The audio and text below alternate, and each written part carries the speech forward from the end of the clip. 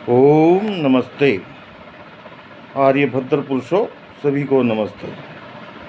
वेदोपदेश महर्षि दयानंद का आदेश, आत्मज्ञान परमात्म ज्ञान का उपदेश सुनो महर्षि की प्रेरणा से।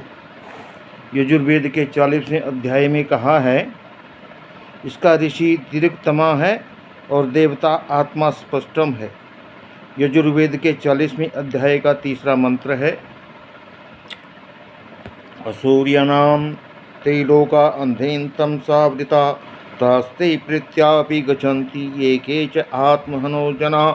प्रकृति के उपासक, जड़ पूजक, अज्ञानी, अविद्या प्रिय मरणोपरांत तथा मरने के बाद भी अज्ञान अविद्या के कारण अज्ञान तम से आवृत हुए निम्न योनियों को जाते हैं। स्वार्थ, प्राण पोषक, असुर, नामधारी, अविद्यादि दोषों से भरकर अन्य अविद्या प्रिय जनों के साथ ही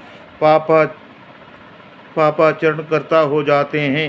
ये आत्मा के विरोधी आचरण करता आत्महंता कहलाते हैं। ये जीवित तथा हुए भी तथा मरने के बाद भी वे अंधकार में योनियों को जाते हैं। और 40वें अध्याय का ही अगला मंत्र है, जब हम वेद ज्ञान से भर जाते हैं तब हमें क्या स्थिति प्राप्त हो जाती है। ओम यस्तु सर्वाणि भूतानि आत्ममेवानुपश्यति सर्वभूतेषु च आत्मनं ततो नैविचित्सति। ही मनुष्यों, ईश्वर का उपदेश सुनो।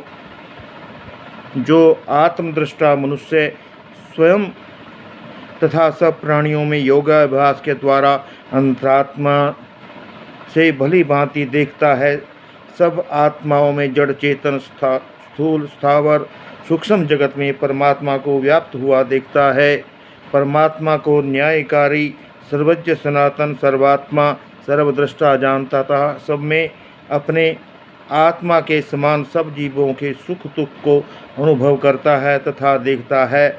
ऐसा योग साधक ईश्वर प्राप्ति का इच्छुक, संशय संदेह रहित होकर ईश्वर के मार्ग का पथिक, मोक्ष पथ का पथिक बन जाता है। तो आर्य सज्जनों, आज का ये वेदोपदेश जो मैंने ऋषि दयानंद ने यजुर्वेद के 40वें अध्याय में सुनाया है, वह सभी ध्यान से सुने और इस पर आचरण करें। ये ही यजुर्वेद का 40वां अध्याय ईशावास्योपनिषद के नाम से जाना जाता है। तो हम सब धारण करें और अज्ञान अविद्या को मिटा करके ज्ञान पथ के पथिक वेदाज्ञों से आलोकित हुए हम प्रशस्त मार्ग को आचरण में लाएं। इत्योम शम। ईश्वर हमारा कल्याण करे। ओम स्वस्ति स्वस्ति स्वस्ति ओम।